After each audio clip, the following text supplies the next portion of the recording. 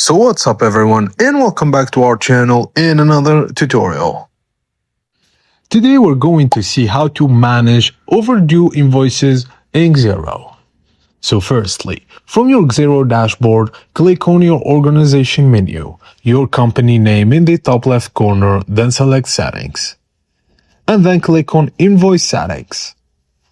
Look for the Invoice Reminders button usually located near the top of the settings page and click it to open the Reminders dashboard. Now check the box next to the option that says Email customers when an invoice is. This activates the automation engine. Just Xero provides default reminder templates like 7, 14 and even 20 days overdue. Just click Edit next to the first reminder to change timing and messaging.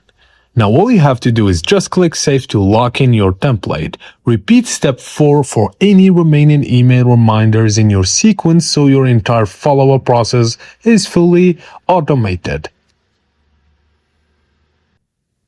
And that's it guys, as simple as that. Thank you for watching, and please don't forget to like the video and subscribe to our channel for more tips and tricks like this. And drop a comment down below letting us know what to cover next, and I will see you on the next video.